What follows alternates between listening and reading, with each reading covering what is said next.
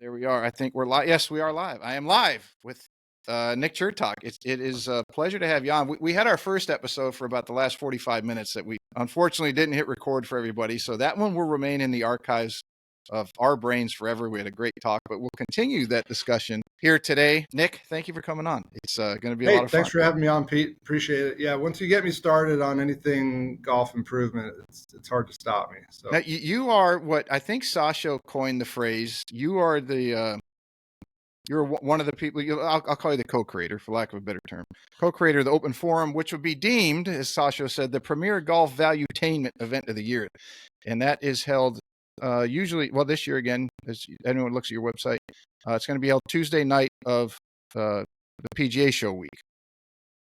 That's right. Yeah, and that's a nice compliment from Sasha. I mean, we try to put together an event that brings the most, we'll say, the nerdiest golf pros together with the golf scientists that are out there, the biomechanists. There's a lot of people that are mental game experts, sports psychologists. There are trainers, people on the kind of just the physical side, the movement specialists, the therapists. But we try to have this environment where you could have some interesting discussion that's raw, unfiltered. We want civilized debate society, basically, is what we're trying to go for. So in many cases, it's more education, like someone's giving a presentation. It's not like every time you walk into the Open Forum, there's people arguing back and forth. That's not really typical until we get into maybe the panels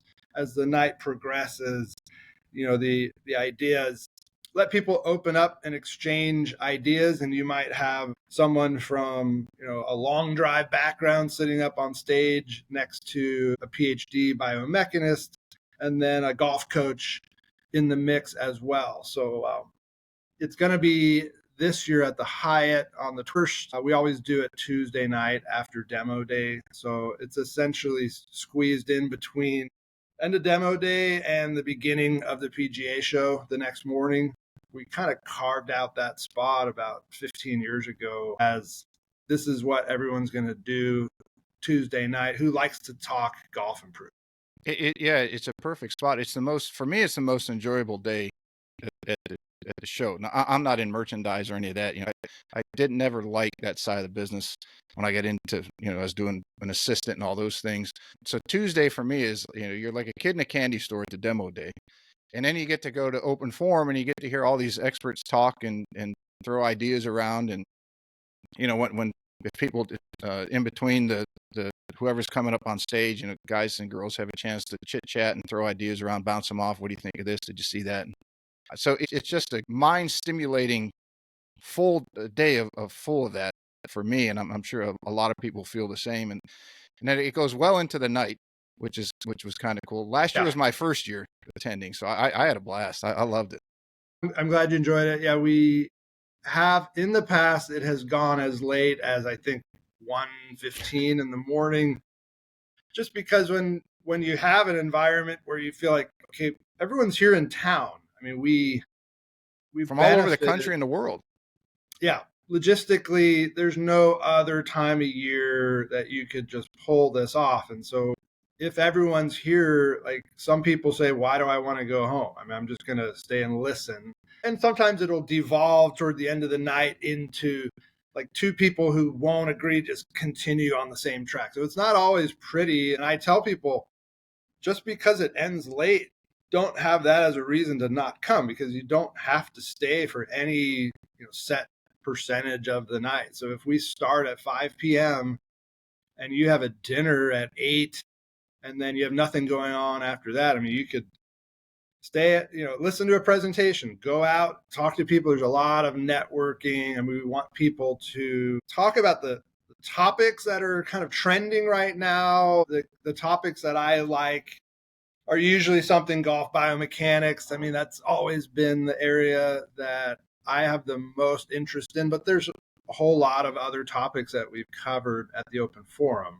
But you could be in the presentation room, hear someone give a talk, go out, mingle with your friends, see people you only see once a year who you might I've thought I will catch up with them at the trade show, at the actual exhibitions, but those days get filled up pretty fast. I know Yeah, my there's so schedule, much going on in that convention center that it is cool to have the forum setting that you guys have created. And then, like you say, people are coming in and out, whether they're going to go eat, they're going to do whatever. And it's funny, not funny, but fun to see coaches out in the lobby area after a presentation. They're talking to friends or people they might be having their own debate, and they're making movements and talking this and talking that. It's a huge way or place to exchange of ideas that only improves everybody that attends. well, I appreciate that. I mean, if people viewed it that way, I would think that's success for us, is what we're trying to create. It's never been about trying to dunk on somebody or have like this big microphone drop moment where we're not really solving problems at the forum and coming to conclusions. It doesn't really work like that. And when there's complexity and disagreement and a mix of people that are very intelligent in different ways, like some people are more like, look, I can demonstrate what I'm talking about. And some people have played on tour and they have their ideas. And then they may be talking to a coach who's like a high single digit, who doesn't even play that much. And then there might be a scientist right next to them that can barely swing a golf club, but then they have their own viewpoints, opinions, and there's research mixed in. And so it's all meant to create like this soup of good open energy of where people might want to hear something. And a lot of times I think people will hear something and say, I don't know what that person's talking about. It'll go over their head, or they'll just think it's a bullshit idea, or it sounds like far-fetched, but it can kind of trigger them to then like dig a little bit deeper in that direction. And maybe they end up like going down another path. And I know when you're an instructor working with golfers who have too much information, like the amount that you could consume as a golfer right now, there's probably a whole lifetime of instructional YouTube video stuff that just goes up every day, like in a given day. Most of the students that come to me, that's what's why I've got too many. I've watched YouTube too much.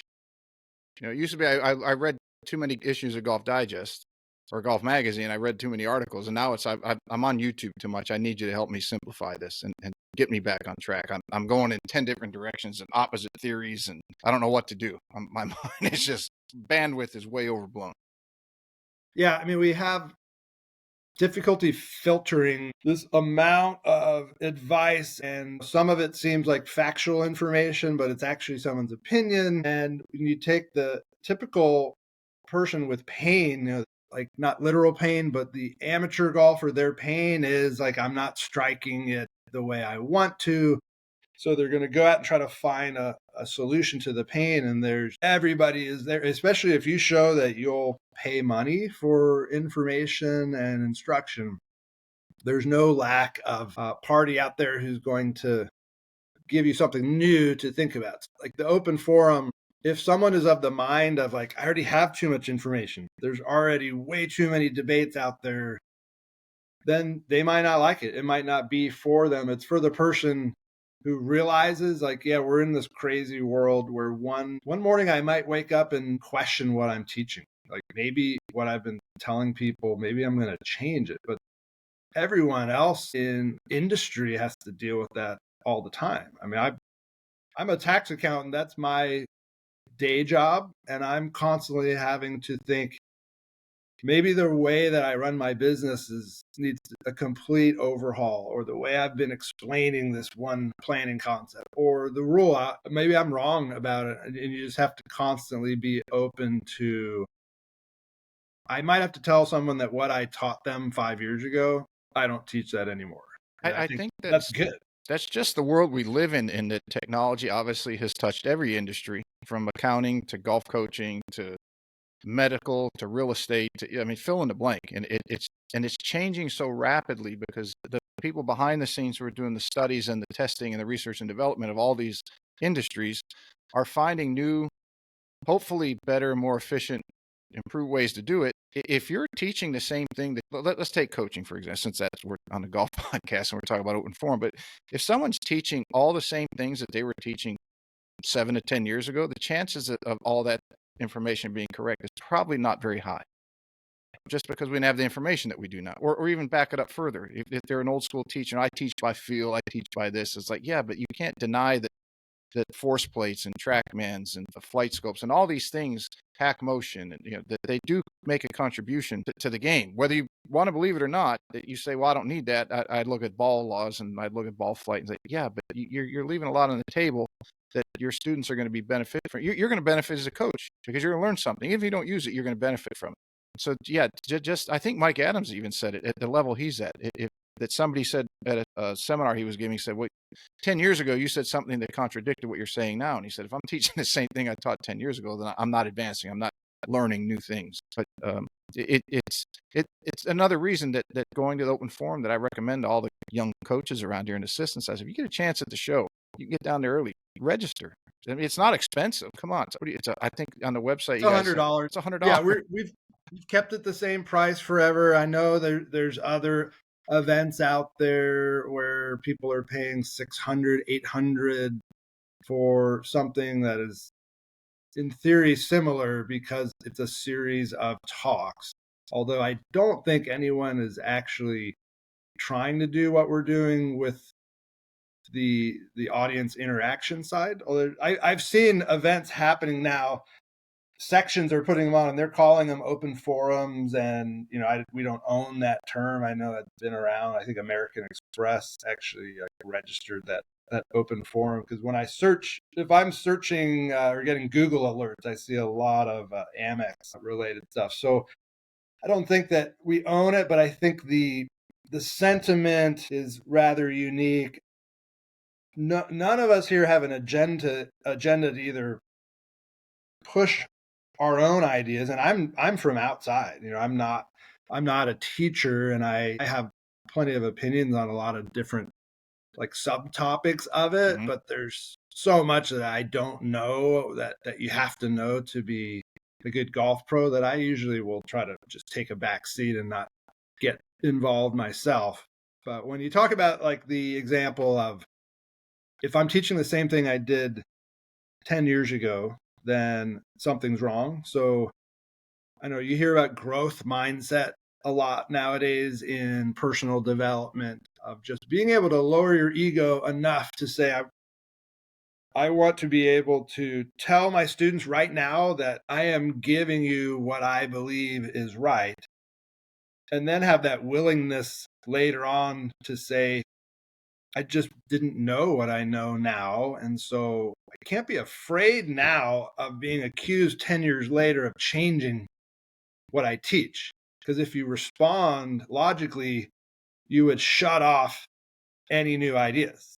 If Well, you're I think that goes to what we were talking about earlier on the pre-show, that it's part of your coaching or part of your delivery, bedside manner for doctors or you as an accountant, is going to be, how do you relay information in a way that is not going to be misunderstood or took as an insulting, or especially in today's world with all the triggering and everything. So it's how learning how to relay that information in a way that the person feels they're getting benefit from it is a very important part of a person's development in whatever profession they're in. And I've learned this in the years of doing this podcast, as we discuss, is like, how do I ask a question of somebody, number one, that they're in a debate style disagreement with somebody else in the industry. So how do I approach a question that, number one, allows them to have at least my little platform to address that in their own way, unthreatened, and it gives the people who are listening a way to hear their side of the story without it being filtered by a magazine or a talk show or whatever it is. That it's just that person. Here's your chance to answer this question. So how you frame it, I think, is very, very important. In that, as we're talking about new ideas, it's like, hey, we did this a couple of years ago at your swing. I think if we make a couple of these adjustments, your efficiency could improve X amount of percent. You can go from hitting 8 greens around to 10. I really have a strong belief in that. And here's the data that I learned at open forum, and so presented, and I went and called them or I read their material and I think this would really benefit your game. I mean, if you had a doctor that came to you and say that and say you had brought your blood pressure down, and they said, I think if we make a couple of adjustments in your training or in your diet and this or that, and we can bring it down to where it's even better, you're not going to get pissed at your doctor for not knowing it 3 years ago. You're going to say, hell yeah, tell me what to do, doc. So Yep. I think you just have, learning that's a skill you got to learn. Yeah, and a lot is skill in like, how do I have the sophistication of language to be able to essentially say, hey, here's an idea I could have told you 2 years ago, but I didn't know that. And now I do know, and now it's going to help you. There's a way of communicating where the client or student never thinks of it that way. And a lot of times we get in our head and think, oh, if I tell them this, they're going to have all these thoughts that are going to end up with the conclusion that me as the professional is not as all-knowing as I made myself out to be. So I start with always like setting lower expectations of people. Like from a tax accounting standpoint, I say I don't have magic tricks. There's a lot of tax planning concepts out there and strategies that are kind of on the edge. There may be some that I haven't heard of, and I'm open. But if you're expecting that I'm like omniscient, then if I was omniscient, I wouldn't have to learn anymore and I wouldn't try to learn anymore. And then in 10 years, I would be obsolete. Like a statue. Yeah.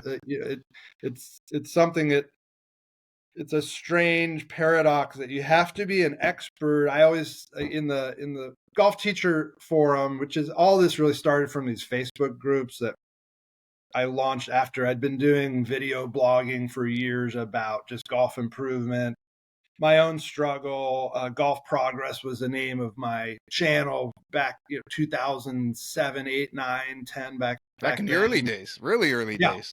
Pre-Facebook, early YouTube. Twitter's kind of got going as I was doing the video blogging and then I was getting into trying to like sell these new slow motion video cameras that Casio had. So those were great, weren't they? Oh yeah, and I sold a ton of those, and that was like my taste of. I know you said you're not really into the merchandise side, and I only like merchandise if it relates to golf swing and golf improvement. I do like that. I didn't like the folding sweaters and selling golf shirts, right? Tees and markers and stuff.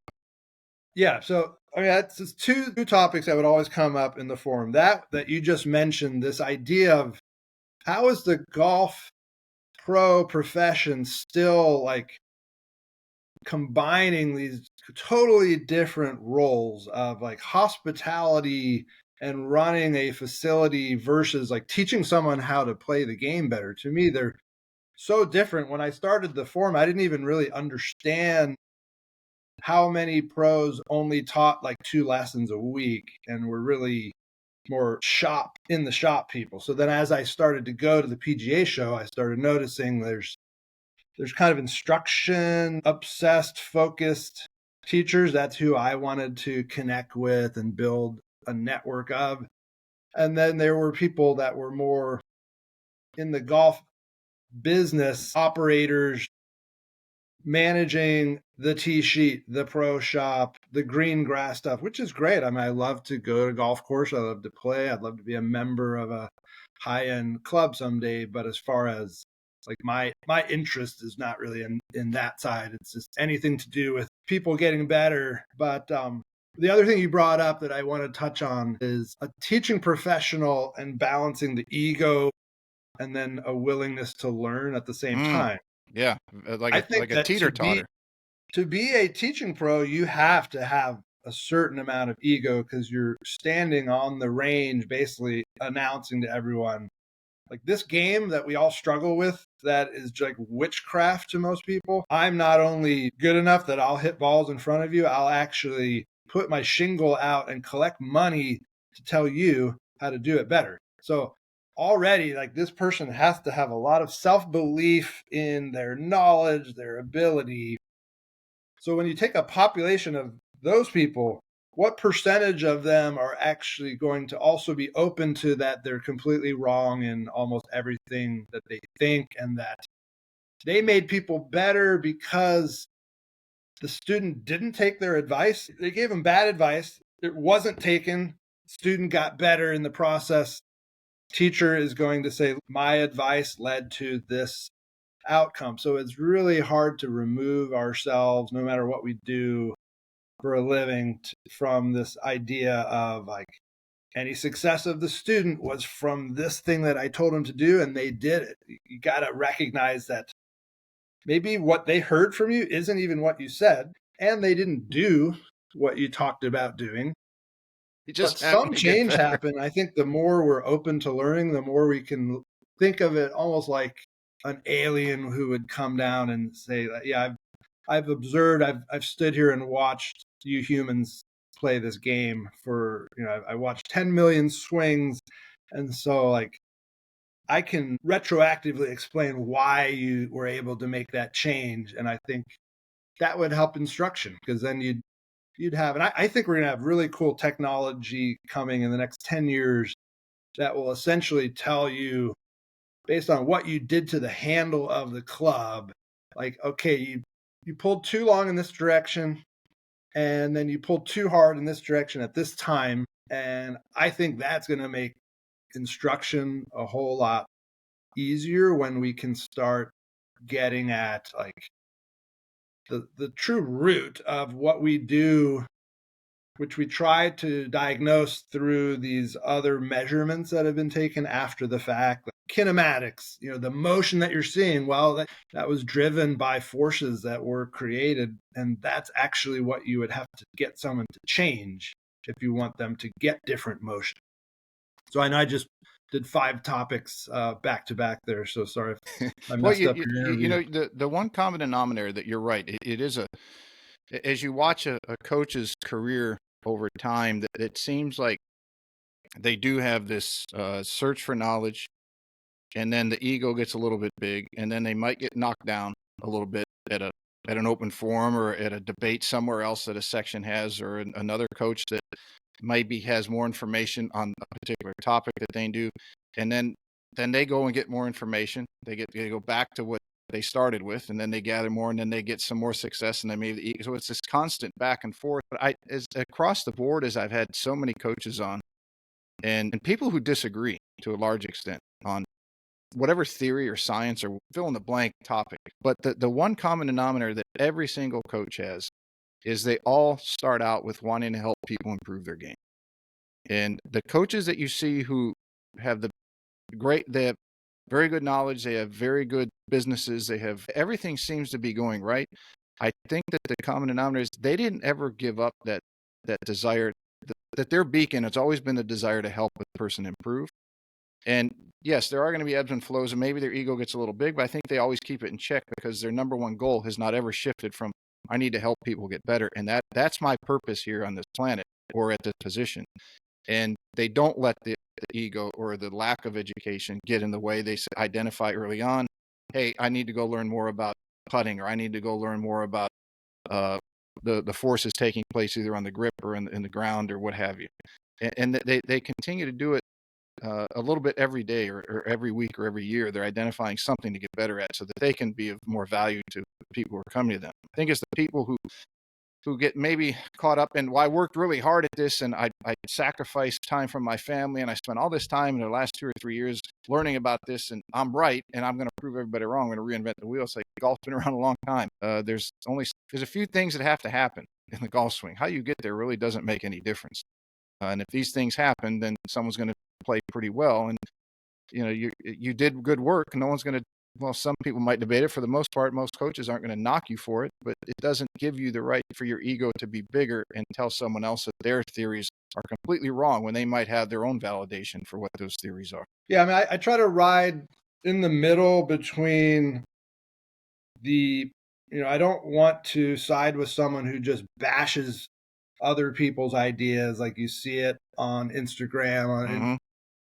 I've been lately following a lot of accounts involving like strength training, weight training, and there's a whole world of of science nerds there that They will, really like, go at it. want- Don't they and really it's disagree on stuff? basically it's like what is giving them satisfaction is trying to be right. Whereas I agree with you that if you had the patience to even teach golf for one whole day, you must get some satisfaction in getting people a better outcome.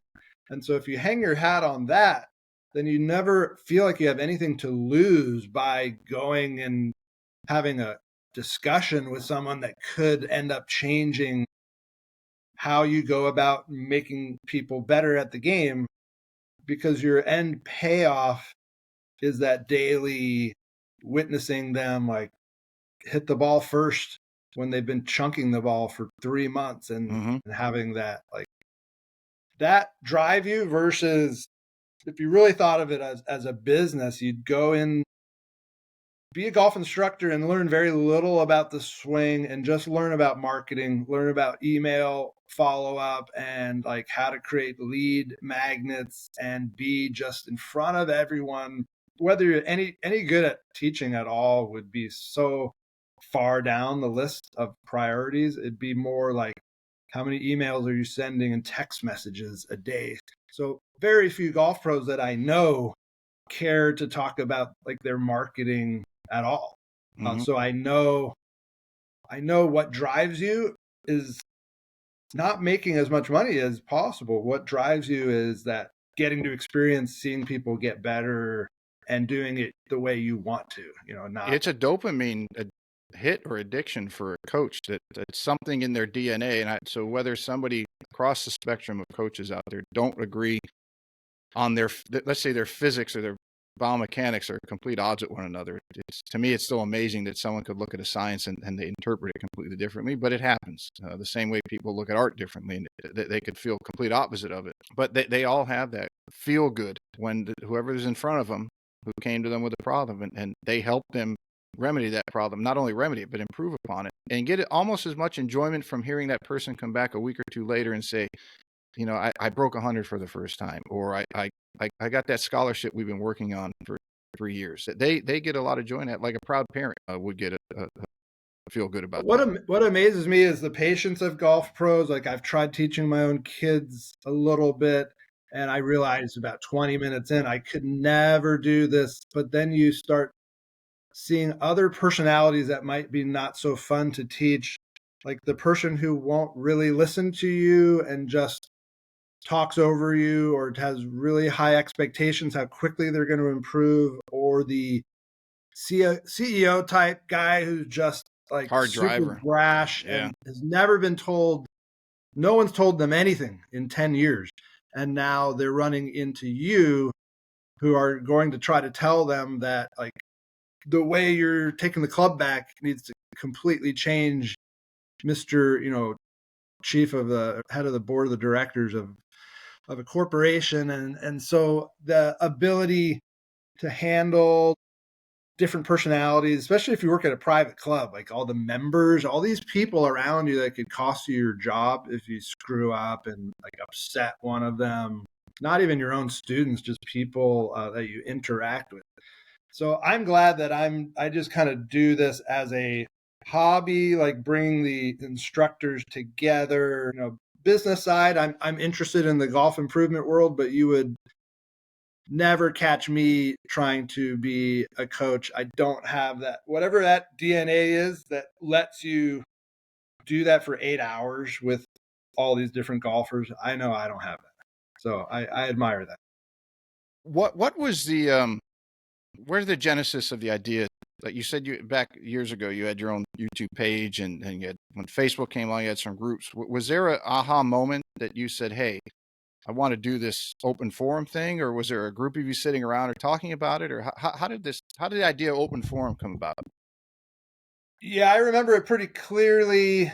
The Facebook golf teaching pro group, I started that in October 2010, the day that Facebook changed there was a product called Groups before. It wasn't really a forum. It was more like an old bulletin board style, or that you'd have huge numbers of members, but there were no threads, no real interactivity, no admin abilities. And then one of my tax clients at the time worked for Facebook, and he's like, hey, we're coming out with a new product that's also called groups. We're going to get rid of our old ones. And I'd been talking to him about how I love golf and the blogosphere and I said, I think I know like more golf pros than anybody. Like I just somehow had connected with all the people who had opinions, who were teachers. And he's like, you should get like a group going right away, because whoever is early on to this, the algorithm will keep showing it to people for the next couple of weeks. And so Facebook was putting a ton of energy into groups and making sure they do well. So they want, like, you'd show up in the news feed. So the groups just grew very quickly from a combination of really good timing, luck on my part that I kind of had inside information and started it like the day that they launched. And then so there wasn't, like, a couple of years after that, I looked around, there really wasn't any kind of similar group like that. But what led to the open forum was actually Mike Elides, who's one of the three of us who started it. Like, in my forum, there were always a lot of arguments, a lot of disputes. And so No, not among golf coaches. And the moderation was somewhat light. I was always kind of like a laissez-faire style moderator. I let things go for the most part and only would delete in extreme circumstances. Still ended up having to spend a lot of time deleting things. So I think Mike, his message was basically, let's see if people will talk this level of shit in person. Let's do something at this trade show coming up. I had never been to the PGA show. This was 2013. So legitimately, Mike came up with the idea that we would all get together in person. And as we started talking, what would it look like? Who would go there? What would we try to do? There was no concept of like what it would become later with hotel ballrooms and all these sponsored companies. At the time, it was just like, we just need a place where we could all kind of hang out together. We did it at Metro West in like West Orlando. But I knew this guy, Chris Como, because Chris had reached out to me a couple months earlier just through reading stuff in one of the other forum, Golf Biomechanists, is where, and a lot of these have kind of died down over the years. There's not nearly the level of activity there was like in 2011, 12, 13. That was kind of the heyday of the Facebook groups. I still try to keep them going and support them, but many people have moved on from it, to be honest. I mean, they've kind of done that, made a lot of friends through it. I know a lot of people got connected through it, but they don't do it anymore, or they're not on Facebook anymore, or the younger people don't even get onto Facebook at all in many cases. So that's how it started, from a thread. Coma was brought in. We kind of somewhat put off like coming up with set topics, and then just arrived at the idea we were just going to almost just let it go on its own, see what happened, as we'll just kick it off and let people come up with topics and just wing it to a certain extent. It's a hell of a way to do it. And it's worked. Definitely changed. Open Forum 1, there are videos, and I've never like shared them widely because it's just such a mess, and it's the way that they were filmed. We didn't even have proper microphones. Like, we had lapel mics connected to us that we would go over to someone. So I would be like sitting or standing and putting a microphone in front of someone who's sitting in a chair. So it didn't look too professional. A lot of people just said it was a cluster or a train wreck or any other kind of example of something that you should be embarrassed by. But at the end, we were like, yeah, that was fun. It was fine. Like, the expectations going in were not of some symposium. The concept was proven. I mean, you guys, obviously, it was successful by the concept, even if the ancillary technology and how to utilize it wasn't there yet. I think it proved that there's a demand for people to hear the kind of conversations that usually would happen after a speaker goes up at a typical event. Speaker goes up, says something it's over. And then a group of people that kind of know each other talk about that amongst themselves, unfiltered, not really all that structured, but at least, worth listening to. It's not like people just talking over each other. So that's what we were somewhat trying to recreate, was that vibe of, this is not, you're not going to be held to what you say, where you have to worry, I shouldn't really say anything because there's going to be a gotcha moment, or they're going to pin me down, and 10 years later try to make me look bad for standing up, believing XYZ. So it just showed there are people who are deep into this enough that want to learn and listen to other perspectives. And maybe some people just, they like to debate, they like to argue. There's enough of that to come together to have some people are just there to watch, and they like to be there in person to see some of that friction, like that positive friction that makes us all better. Yeah, it's a lot of things wrapped into one. It's a total benefit to those in attendance, to those that they teach, coach, work with, and I think whatever your position is on a theory, that everybody's leaving there with something that they can take home and utilize with whoever they're working with in their game, and bringing it in from these little pocket satellites from, let's say, what would have been the teaching summit, where you, like you said, people would break off, and if you had a group of 5 or 10 that would go to a restaurant and talk about it, or a group of 5 or 10 that would go to their hotel room, that you guys were able to pull all of those things into one setting, that everyone is now either, like we said earlier, sitting in the hall there talking about these things, and someone might walk past and join it, or they're sitting out front, but everybody is kind of corralled in this one area that every, as far as I know, everyone looks forward to it every year. Yeah. I mean, people are not going to tell me if they don't like it, really. I mean, I do get a lot of positive feedback. And so I believe the people that tell me that. I'm not naive enough to think that everyone loves it. The people who don't like it, they don't have to come, and they might say it goes on too late. And I tell them, you don't have to stay. No Leave one's at holding 8 you there. o'clock. Right. Come for an hour. It's $100. And now there's so many companies involved as sponsors that there's a very good chance, if you go to Open Forum, you're going to be talking to a company that you already work with, and the environment, I think it's a little bit more laid back than on the show floor. There's a lot of pressure to have commerce taking place. And so if you just want to shoot the shit with your rep, they're probably thinking, okay, I have a limited amount of time for this. Whereas I feel like at the Open Forum, it's a little more of a party atmosphere. Yes, it's very laid back with some structure with a lot of freedom, is the feeling I got last year, which I like. I don't, they overly structured. It's like, yeah, you got to go here, you got to go there, it's like, hey, whoa, get enough of that at home. So Open Forum 1 was the only year where I felt like we had too much freedom, because we had literally no plan at all.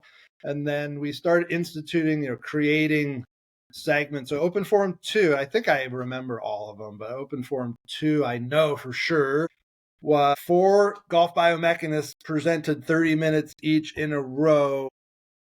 Q&A afterward, but there wasn't really too much in terms of debate.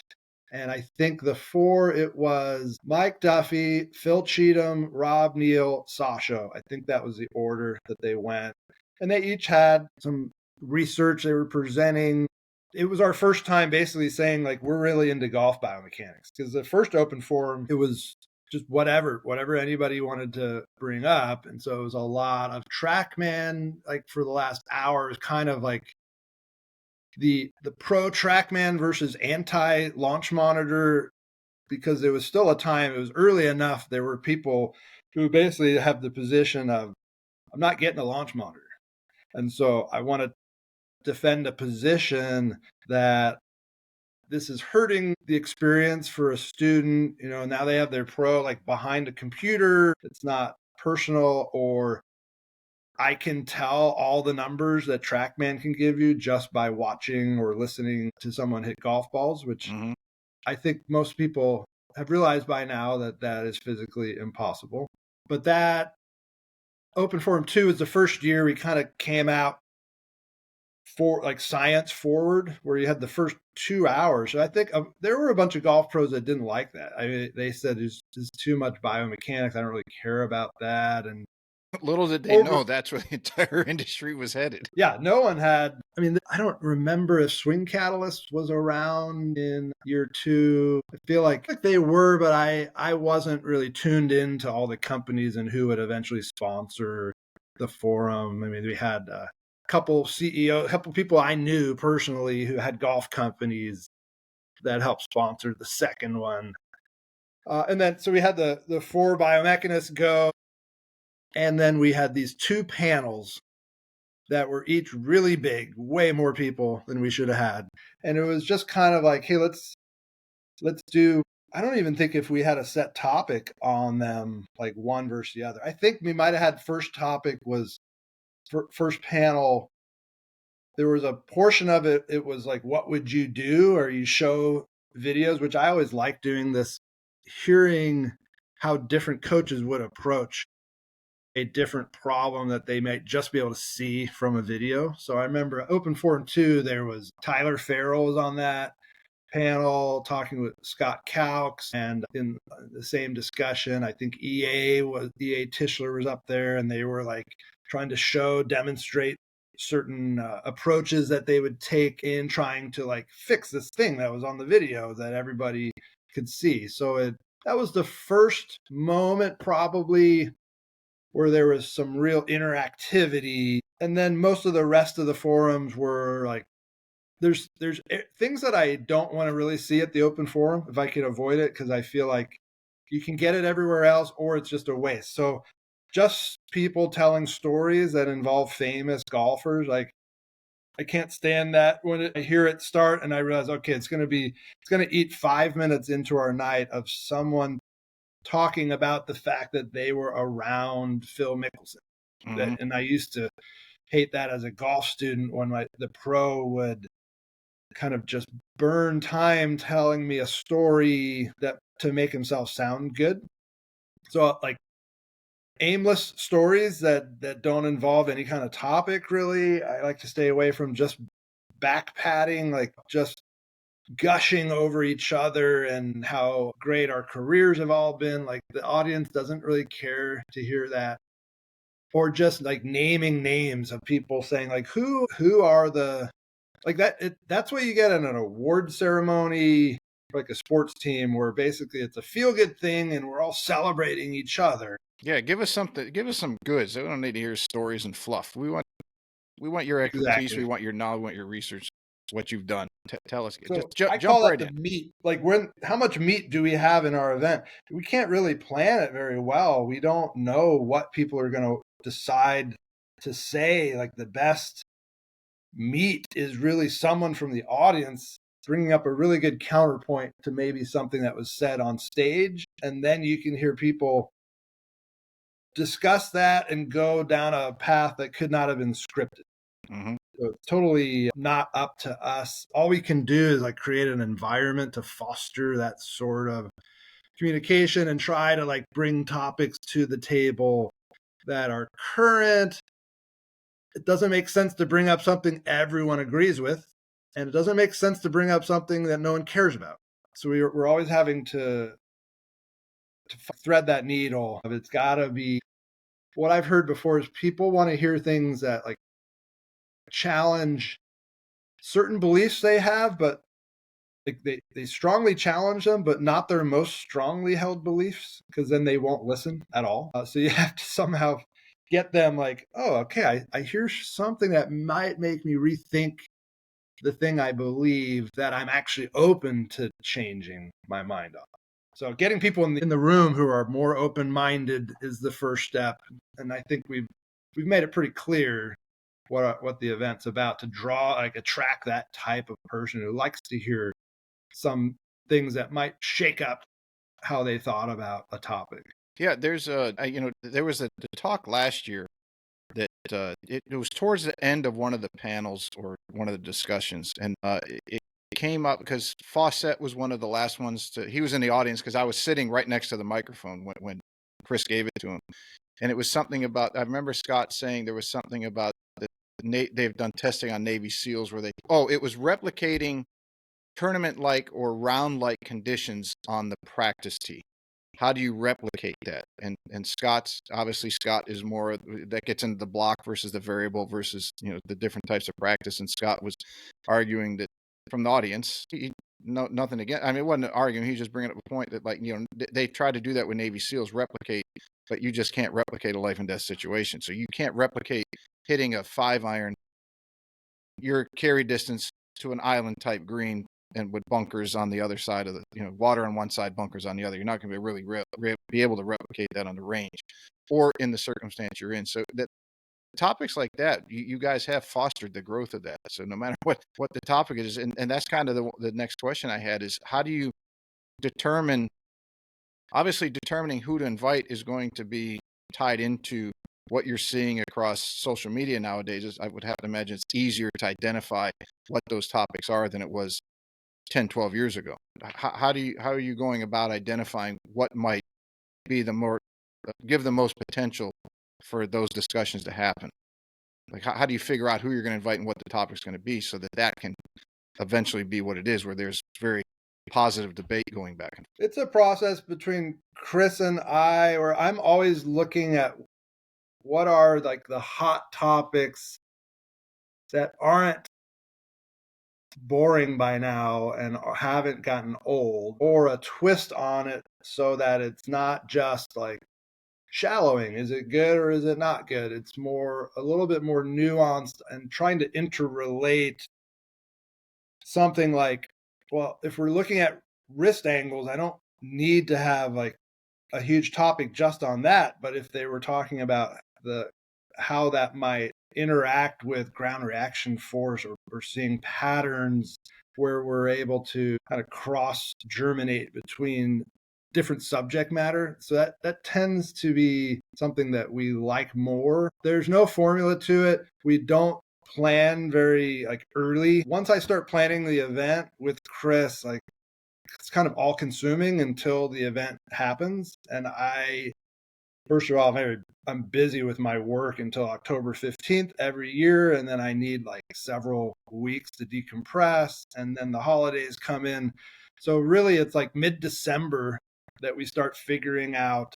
Usually people are reaching out to us because they want to present, they have an idea, or they have research. And I'm not going to say any of who's going to be at the next open forum, because I can't really give commitments or promises to people, knowing that I might have to pull them out at the last second, which would be terrible. I never want to have to do that. People have to settle for that the program gets announced very late in the cycle. At times it's even been 3 days before the event, before the full program. I think it's kind of cool. It's kind of like opening a present. You don't get to open your presents on Christmas Eve. You got to wait until you wake up the next day.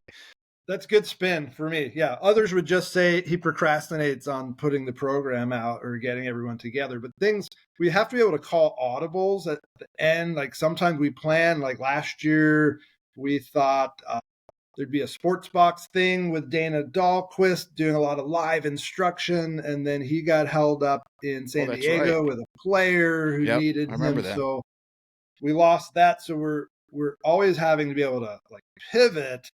And if you're too rigid, I've heard that the Teaching and Coaching Summit has a committee of something like 20 people on it who decide, and it probably takes the entire year. So the man hours of the amount of kind of hemming and hawing that probably goes on during that time, compared to he and I will just figure it out over a couple of weeks, maybe through having 5 phone calls. And I do most of the behind the scenes stuff. I handle the sponsors. I have a lot of help. I've got guys like Jeff Smith, James Hong. Had Jeff on a couple weeks ago. It was great. Yeah. Been a good friend for 15 years probably, but even from the first year, I've only gone to Orlando for this. At least that was my first time. I have since taken my family to Disney World a couple times. Besides those few trips, I just go every year for the open forum, and I do like to go to the PGA show for 2 days after and just talk to all the companies I'm involved with, I'm still just like the biggest golf nerd as far as swing and any new technologies that are out there that relate to practicing and trying to get better, especially full swing. I mean, I would probably hit balls 6, 7 hours at the show if I could, and using all the launch monitors that are coming out. And there's different new platforms coming out now that Yeah, Smart to Move. Gregory from Smart to Move's coming on Monday. We're gonna have a talk about all that stuff that they've got going on.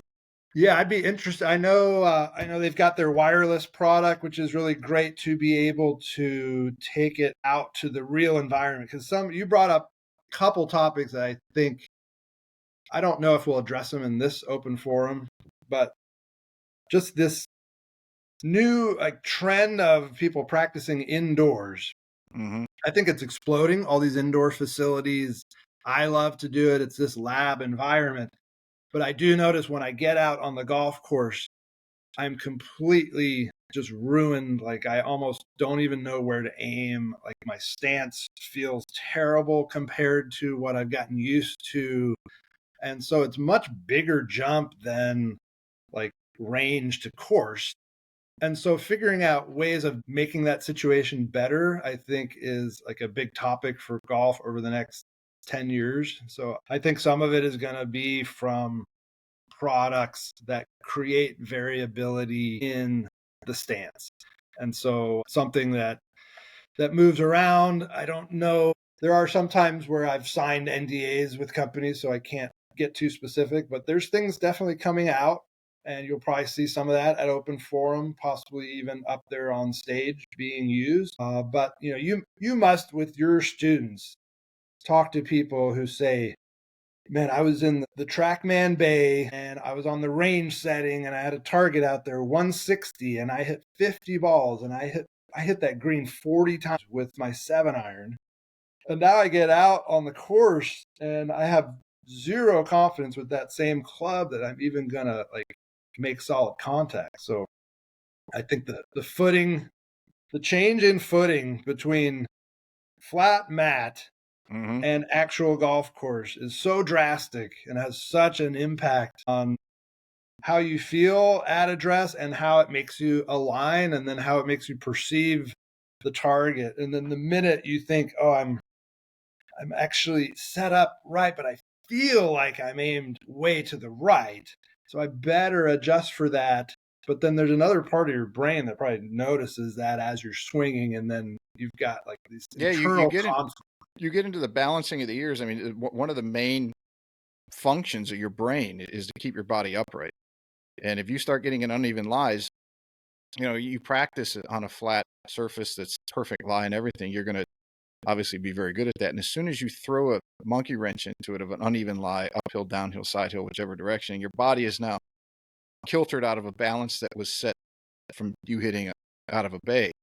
And now you put that out of balance in motion, and it can wreak havoc on the ability for the brain to be confident enough to move freely enough to perform the act of the swing as efficiently as you want it to be. Because it isn't I would have to, I'd probably have to ask Doc Ray Pryor or Mo Pickens or Doc McCabe what happens to the brain in a situation where even if it's a minor fight or flight situation of being unbalanced or on an uneven terrain, what governors get turned on to not allow you to swing as freely. And I learned that the first year I went to go play professionally, because I'm in here in the low country off of Hilton Head, everything's flat. And, I was playing a lot around North Georgia and Tennessee and you're Virginia, you're going all over the place. And now we're playing off these uneven lies. And I just noticed that, you're not going to hit, if you're just for the average golfer out there, if your 8-iron today is 152 yards, if you're on an uneven lie, the chances of you hitting that carry distance of 152 are not going to be as great as if you're on a flat lie. You're going to choke up, you're going to choke down, you're not going to quite hit it as crisp. Maybe it goes 148. And so I'd learned that the hard way, an expensive way, through playing professional. Shit, how'd I come up in that bunker? I know I hit it good. Well, you had to grip down because the ball's above your feet a couple inches, and you caught it solid, but you had a shorter club. So yeah, I would say that there's a lot involved, and it'd be interesting to see what the solution is from some of these companies. Because I was up at a friend of mine's place, Cherokee Plantation, is in Yemassee. So it's halfway between Hilton Head and Charleston, just north of Beaufort. And it's a club, I believe they only have 23 members.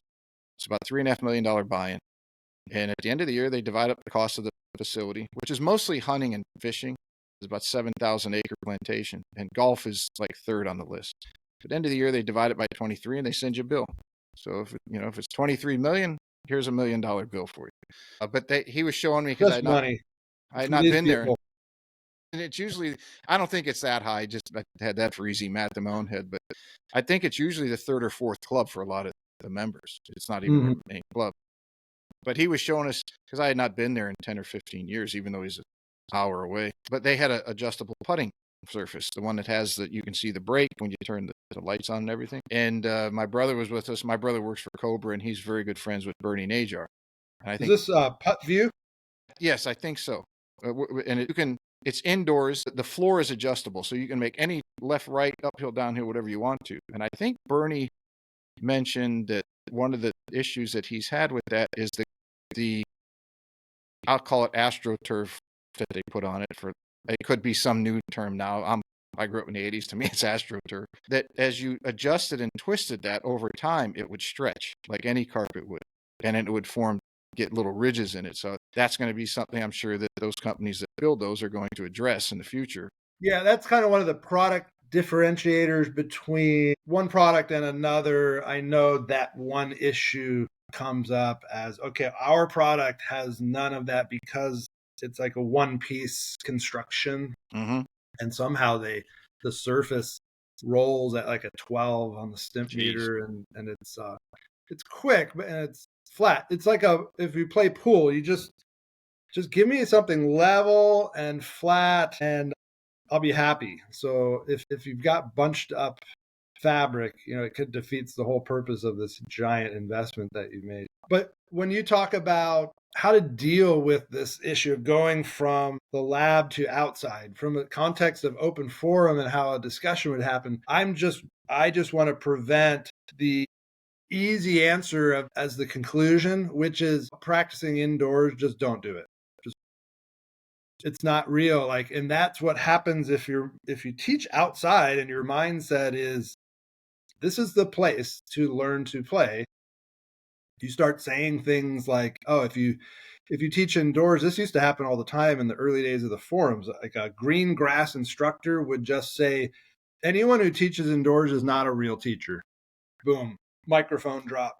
Or they're not as good as someone who teaches on a course. And then I would talk to someone who just teaches indoors and they'd say, well, we actually maybe have a harder challenge in working with someone just on their swing in this environment. Whereas when you go outdoors, it's kind of obvious what's happening in terms of outcome. And that you could say, well, that guy teaching outdoors just has to wait for the student to get into a groove and hit a couple good ones and they see it and then they believe. Whereas hitting indoors, you kind of have to prove what you're doing and show cause and effect a little bit more. So I'm interested in the friction in the discussion. What I don't like is people hearing a story like what I've posted this in forums too. I'll just talk about my own experiences as someone just obsessed with trying to get better. I would practice. Maybe I hit balls for 4 or 5 hours and hit it as well as I've hit it in years. And then 2 days later, I played around and I just completely struggled with my aim, which threw off my swing and I couldn't even make good contact. And then you'll have people comment in there like, good, shows why, you shouldn't hit in a lab, period. For them, that ends it. It's like, okay, I don't need to worry about having to compete with that because it's the same argument. If you knew you couldn't afford a TrackMan or a launch monitor 10 years ago, you would just convince yourself that launch monitors are stupid or unnecessary or not worth that confirmation bias. Sure. Makes life easier. Just have your direction, and anybody who, tries to convince you otherwise is just derailing you. But if you're a teacher, you kind of have a responsibility, in my opinion, to to be honest and open. And sometimes the answer is the reason I don't have a TrackMan or a Foresight or a Flight Scope is because I can't afford it right now, but I'd like to get one at some point, and I probably will. But in the meantime, I'll try to get access to that kind of technology when I can, learn as much as I can about it.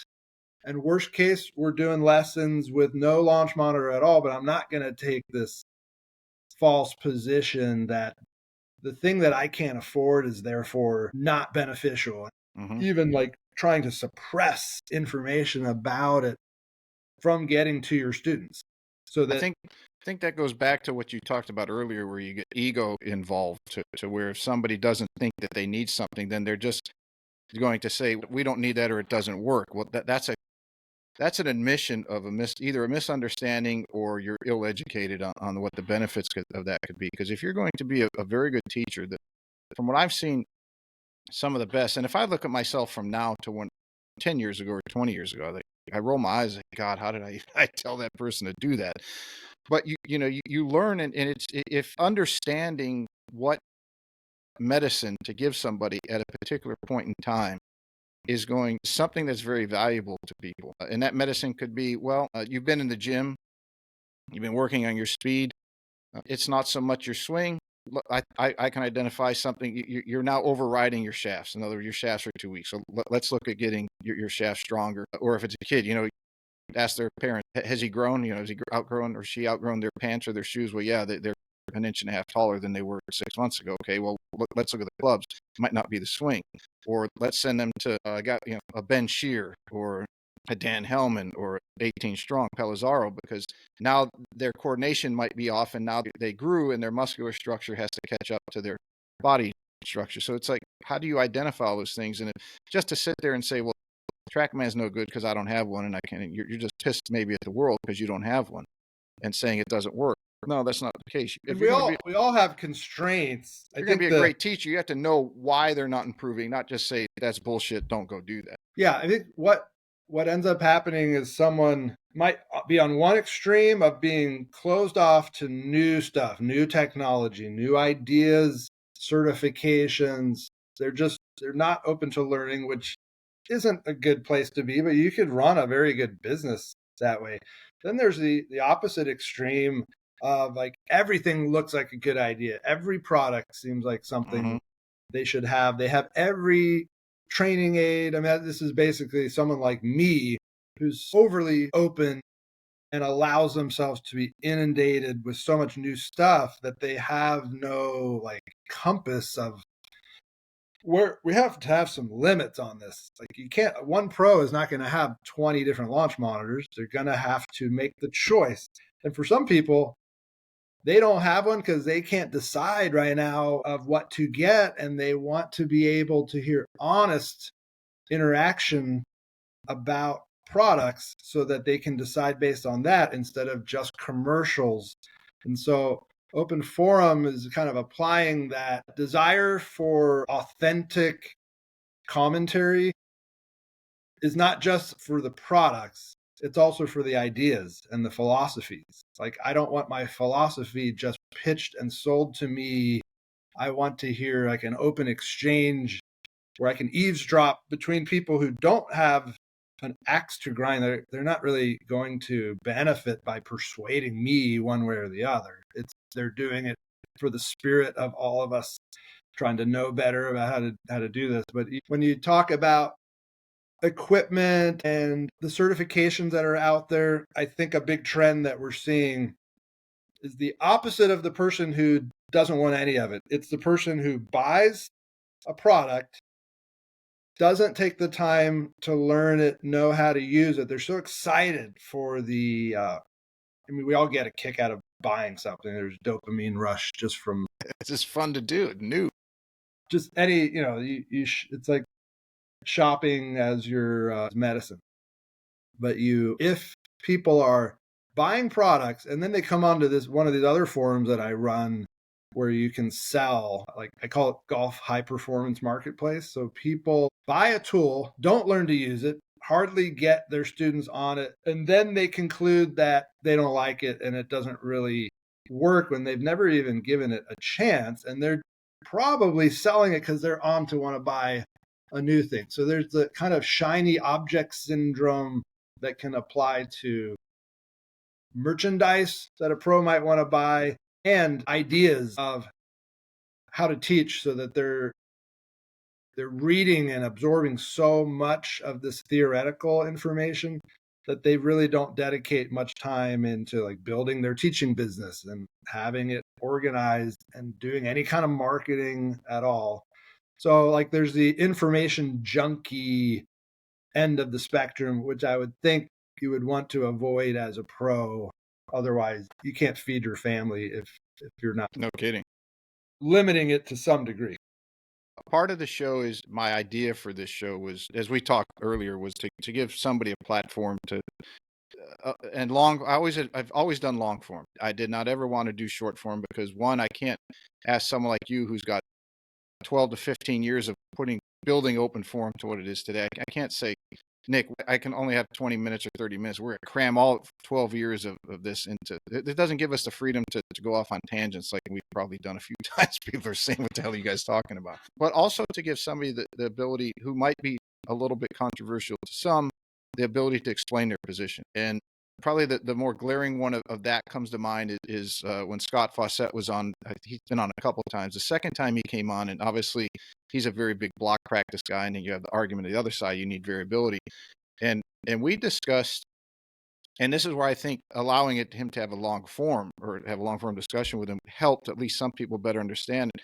And I said, well, for someone who played, and he played at a very high level as well, when you're playing week to week and you're going hotel to hotel and you're traveling and all this stuff, you're in constant variability. So when you go home, block practice is what you need. It's like an antidote because you need something to balance you out at least a little bit.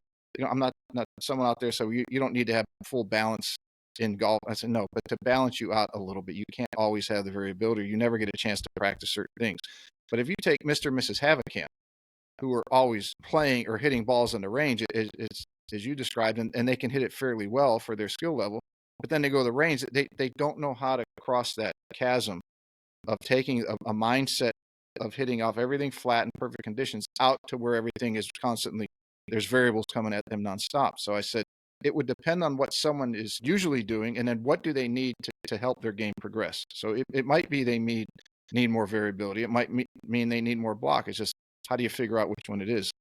And I think It's probably a lot is based on maybe Scott's belief that there's a lot of misapplied research from other sports or activities that aren't even sports, like hammering nails and something where you would look at degrees of freedom as being an advantage. So like if I'm trying to play a note on the piano, if I'm a professional, there's a lot of different ways that I could come in, and there's all these little adjustments that are going to happen that I have no real conscious knowledge of. And I think his position, which I've heard some other scientists agree, as far as golf is concerned, you're actually really trying to constrain and limit in order to get repeatability in a golf swing. Like there's a benefit to block practice where you can then see what the changes are more easily between, like if you're doing A/B testing, it's really hard to do A/B testing where you change 10 variables. If you want to kind of see, how do I compare to baseline? Well, having like a block practice routine, I think is the better way of handling that. Or someone who's like earlier to making a mechanical change, I would assume most pros would agree there's going to be a need for some block practice then. Otherwise you're just overwhelming the system with too many yes, you're not constraining the variables enough if you introduce too much variability too early. But that's one of those debates that you've got people fairly entrenched in what they believe based on like motor learning study that they've looked at. And I think most pros would agree that there's definitely players you look at and say, this person just goes and beats 7-irons at the same target way too much. And it's all they're really doing is on those first couple shots, maybe they're not hitting it right. And then they're finding their compensations that they start hitting it better. And they're thinking, like, I have made myself into a better swinger of the club, but they've just kind of married up the compensations that they have just right for that one environment, which is a perfect environment. That is the kind of person who badly needs, and I would put myself in that group. Like I badly need to be put on a lie where it's like 10 degrees downhill and figure out how to make good swings off this lie right here. Or, what I find a lot of times is like one foot is above the other, but also banked in one way. Mm-hmm. We always talk about differences between course and range in terms of levels, like as though it's just like, oh, out on the course, you might be like this or like this. It's not just planar, it's curved in planes. Curved in planes, and each foot within, like, there's so many times I'm on a course, I'm thinking I've never had to stand where like my right heel, the outside of it is perched up, and then my foot is down in this little hole, and I just can't even function. So I think through the variable practice, it teaches you more quickly the weaknesses that you have. But then to train those weaknesses might be like a block approach, back to block, but a block approach with different constraints that don't let you get away with the compensations that you built to try to make your current pattern work. And that was before any of these Facebook forums, I had this video blog series called Golf Progress. And my whole thesis was that when you first start to play, you suck, but you kind of figure out how to get the club on the ball. And those little things you did to learn how to get the club on the ball, they will entrap you in mediocrity for the rest of your golf career if you're like most people. The person who, the worst thing that can happen is they learn to shoot 87 pretty quickly, but with a move that's probably some variant of like an over the top with a little, like, depending on how good they are at saving it and like throwing in some extra shallowing element at the last minute. So it might look like it's producing a straight shot, and they just cement in these different compensations. And so every time they go to practice, the first couple swings of the day maybe aren't very good. Well, they haven't worked in their little marriage of really bad habits that have combined together to let them stay at this certain level of medium. And almost every golfer says they want to get better. So it's like there's a commitment there to improve. And almost every one of them doesn't actually get the result. So I think it's an unusual situation where there's a large population of people that they're not really getting where they're trying to go. And it's not because they're not trying. It's not that they're not seeking to get better. Whereas with other sports, like people who play hoops casually, they're not going out and like shooting free throws for 90 minutes straight. And like people just usually want to play. But with golf, people say like, no, I'm going to go like work on my game at the range. Like there is a sense of commitment to improvement, but the methodology of getting better has not been perfected. No, not at all. To throw another variable in it, and not by no means am I using Scott as a bad example. I'm just using Scott because so many people know him and they identify with his way. And I'm a big fan of him, or else he wouldn't have been on the show twice. Scott is obviously it's well known. He has multiple degrees in mathematics. So he is going to tend to be a more structured mathematical approach to how he does things. I would say that's how he's wired. I'll use that phrase. If you took what would be deemed as someone who would be completely opposite, you take like a Bubba Watson. There's no way you could tell Bubba Watson to go hit 7-irons on the range for an hour. He'd look at you. He'd hit probably 3 shots and say, "Okay, I'm bored. I'm going out to the course." But just adding in all of these variables that you have to deal with a golfer. It's like, how do you figure all these things out, but you eventually or try to or have to with some trial and error if you're a coach and student. But it's just like there's so many things, and it's on a continual spectrum of where along that spectrum is this person, and how am I going to help them the best that I possibly can. And you got to identify what they like to do. Like this whole idea of learning styles, I think was kind of blown up years ago because they realized it was really more what people liked, how they like to learn, but it wasn't really representative of what they needed, or the kind of learning environment that made them better did not necessarily correspond to what they like. So you have someone like Bubba, and you'd say, well, I got to take into account he's an artist. He won't want to practice this way. So I've got to build something that is enjoyable that he'll want to do. But then if I put on my diagnostician hat, like I'm a doctor now, I've got to prescribe something. Well, I might have to tell him, within this practice block, you're going to do this other thing that you would not have done yourself. And that's where I see the value of coaching. I'm a big believer. I don't think AI is going to replace golf coaching. I don't see how people basically need the coach to get them to do the thing that they're not willing to do by themselves, and they won't become uncomfortable alone. They need that human, because I think people need to believe like someone else cares about me enough to stand here with me through this. So I'll do what they say, even though it feels really bad and icky and like, oh, he's made me change my grip and I might not even hit the ball at all.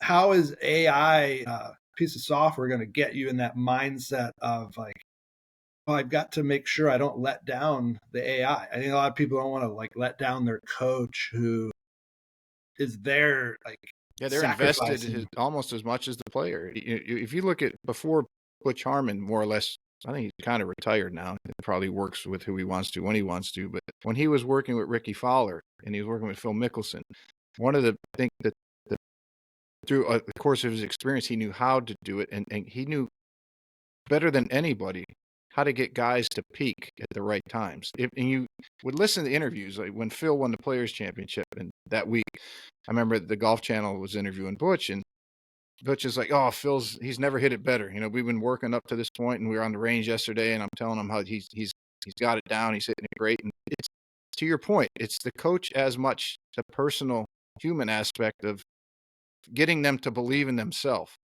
Even if they have it, great. If they dialed in what you've been working on with them, great. But if they're close enough, but they just need that confidence at that level to propel themselves to the winner's circle. Yeah, I mean, when you're talking about the tour and the role of a coach on tour, you just bring in these additional dimensions that maybe are there a little bit when working with the person who just has a job and they're trying to get from a 15 to a 10. Mm-hmm.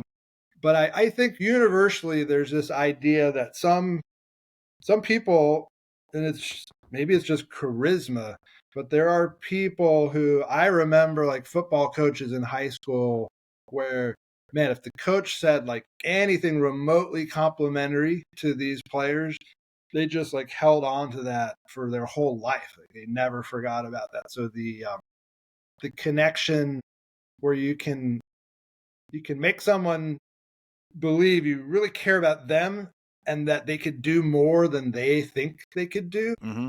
So when you're teaching the 15 handicap, you're kind of getting them to think to themselves, I know I don't like doing this. It feels different and wrong, but this person here believes that I can do it. Like they're going to actually help guide me through this abyss, because I'm going to, maybe at the end of the lesson, I'll hit it better than I did.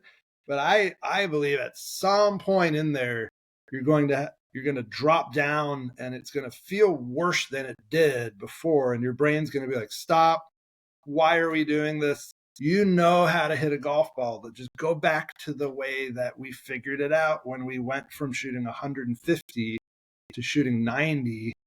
And the coach, has to stand strong against all these forces that are pulling people toward mediocrity all the time with their golf game.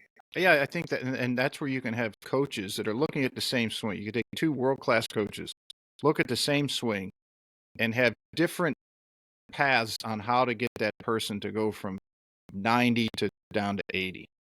And they're seeing different things, and I don't know if anybody can on the world can identify which of those two is going to be more efficient, because nobody can get inside of that student's mechanism in their head and their body and determine, well, what this person says is better than this one. No, it's just you the student's going to pick who they relate to better at that point on a personal level, I think.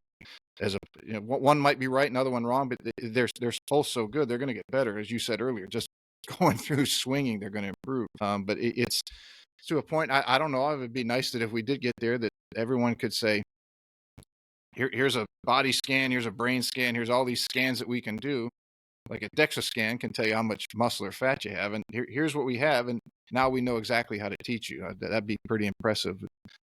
If they could find the cancer in the golf swing, that's another Butch Harmonism that he, I know it maybe went out of fashion to speak negatively at all about someone's swing, like not talking about flaws and faults and death moves and that sort of thing. But I think inside of everyone, there's some impulse that is like a poor concept that has been developed that they're constantly having to fight against. So you're like your own natural instinct of how to make this club do what you want is not successful. And so like until they have AI that can like tap into not just what you're doing physically, but understanding like your preferences and even things like shot shape. Some people, I like to draw the ball. I just don't feel standing over a ball. Like if I'm going to have to fade it, I feel like it's going to just travel a lot less. I don't feel comfortable doing that. Hang on one second. Sorry about that. Kid came in. There's so much that it's one of the more interesting things to go into the show now is you see these companies that are coming up with ways to maybe not identify exactly what we're talking about, but find ways that people can improve that no one really was aware of before. Yeah, I think in the next decade, there'll be a lot more information that comes from the computing power of these new softwares that are out there that can collect enough. If they have the launch monitor info, the force plate info, and really good 3D, I know they're going to start identifying patterns, and we can all become better at just answering the question like, why really does this person have this miss all the time? And certain pros would say, well, I can already do that. I can look at anybody and really diagnose it, but I don't know that they would necessarily always have like the fastest solution. So the next step where we would need the computing power is like different interventions were attempted with people that have the same problem, and over many repetitions of people being given intervention A or B, like, okay, there's a tendency for this to produce a result faster, to where eventually you can get to like the all-knowing wise coach who maybe there's something going on with the person's release, and the coach changes something at the setup. And I know people, and there's someone I'm talking to a lot right now who studied with Mac and is very interested in micro dissecting every part of the swing. But when it comes to giving advice to someone, he'll pick something like the way they walk in the pre-shot routine, approach walking into the ball, or where do you look when you stand at address as you're alternating between looking at the ball and a target, like where do you actually fixate, and then seeing how things like that can work their way into the setup and then into the backswing and the full swing. So it becomes one of those dominoes that people, every pro I think would say, yeah, I come up with suggestions where I tell them one thing and it fixes all these other problems. And I think we could all just know how to do that. But I don't think most of us have the computing power to really know that we have that right answer. So I don't think AI will ever replace a good coach, but it would be their toolkit and their resources that allow them to just choose more wisely what to tell people based on a lot of data that's going to get fed into these systems. Yeah, there's no definitives in life. It's all about trade-offs. That's been held true for forever on anything. The economy, your own finances, your spouse, kid. There's always a trade-off. You're gonna have kids, or you're gonna have less free time. You're gonna have, you're gonna get married. You're not gonna be able to do. You're not gonna just be able to go out and party with your friends the way you used to. There's always trade-offs there, and it's like you're going through a development or growth period now for a benefit later on that maybe you're not up to speed on yet. You're working towards something. You move across country because you get a job promotion. Well, you're giving up the comfort of your family and friends that you've been around for your entire life for another part of the country because you're going to go benefit financially. There's always some type of trade-off. I don't know if you ever have it all at once. For those people that Nope, do, never God have it bless them. all. But I do, not to be contrary, but I think there's changes to someone's swing that can make them faster and more accurate at the same time. And I think those are like the low-hanging fruit solutions are the ones that don't involve much of a trade-off, and it even give like compounding benefits that you would think are on a spectrum of, oh, if I swing harder, yeah, I'll hit it further, but I will be less accurate. Well, what if there's, a way to do it so that everything's getting better? But then you're always going to reach a limit of those kind of solutions, and then you're going to get into more of the trade-offs, and then you're going to get into, well, if you do more of it, you actually get a worse outcome somewhere else. And so knowing what not to tell people and what not to teach people is probably one of those skills in being a coach that you just pick up over a long period of time. And you think, yeah, I could show them like how smart I am by saying, I've noticed you do this. Here's why you do it, and here's what I'm going to have you do. But I think also when you're paid for your time, the student probably deserves your best answer that leaves out a whole lot of why and a whole lot of how you got there, and might even be a suggestion that doesn't seem to have anything to do with what they're doing. But if you can get to where we know, like, okay, if I see this certain tendency, there's certain things that are very common, I think, with beginner golfers. Like, they always tend to like line up with their chest left and like their trail shoulder high and maybe ball position forward. So telling someone something that would make doing that really uncomfortable and cause them to like reorient around something really drastic, like you make them put the ball way back in their stance and just say, now, I'm not going to tell you anything else. Just figure out how to self-organize to hit this ball this way. I do think there's a lot of promise in that kind of instruction, where some would say, oh, you're oversimplifying, you're leaving out all the pieces they need to know. Well, not necessarily if maybe them as a student, they don't care, for one, about all the cause and effect, or they don't have like the capacity to understand it. They don't know golf well enough to even understand it. So I'm just going to say, like, and keep it very okay, simple and get the result you need. You have to do that sometimes. Yeah, and that as things become more sciencey and tech based, there will be a push to always sound smart and have like your Instagram videos got to have one little really nerdy bit that no one's heard, and if you sound overly simple, it might sound like you're not that smart. And so I think we have to protect against that, or against thinking that a pro said everything he knows or everything he could say to that student. Like, you don't know how much they're holding back and are purposely omitting. But that, if we got that more to a science where a new instructor could actually learn how to do that instead of just having it have to happen gradually over time. Because I get young people that are new in the industry, and they ask me, how do I learn to become a pro? I don't really have a good answer for them Just start. There's right no now. secret. Go out and start teaching. I remember I went to Ferris State, and I remember we used to For the have to have PGM program? PGM program. Why somebody stuck it in northern part of Michigan for the first one, I have no idea, but they did. We used to sit around and laugh about that all the time. But I remember Mark Wood, who was many years back then, he was on Golf Digest, one of the first top 100. I think he did Golf Digest schools with when Jim Flick was. He was one of Flick's understudies, I guess, proteges. But Mark said when he really learned to teach, where he was an assistant.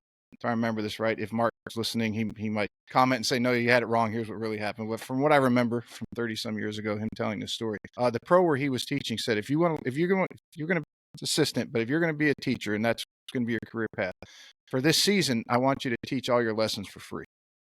And one of the reasons he had him do that was because he said my lesson book was obviously full because nobody had to pay, but I got to learn how to teach. Even if it wasn't to a super high level, I got to learn how to articulate what was in my head from what I was seeing them do.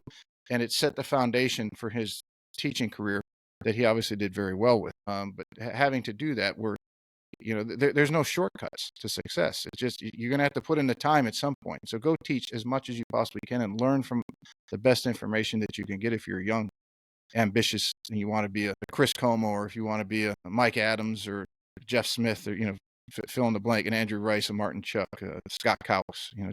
There is no shortcut. You got to go teach and continue to learn and understand that you're never going to get to the top of that mountain. Or if you do, that you're one of a select few. But along that way, you're going to learn a lot of information that's going to help a lot of people. And that's my best piece of advice. Because when you think you get to the top, there's another mountain you got to climb. There is no top really. There's got to be a human an ability to read people has got to be one of those skills that you pick up to be able to look at someone after you've explained something and know whether you've made it way too complex for them or whether they want to hear a little bit more detail of what you're saying. But I think anybody who does that for a living, where you're a consultant or you're working with clients and you can't just give them like a stump speech about some topic and assume that they're going to absorb it or pay attention. You have to constantly be looking for cues from them of like, have I lost them? And knowing how to, I think it's, if you're a golf teacher, you're probably always learning how to shorten the explanation as much as you can. Yes, make it very simple and efficient for that individual. Anything, because they're not going to be there for 3 hours with you. No. Probably an hour lesson at the most.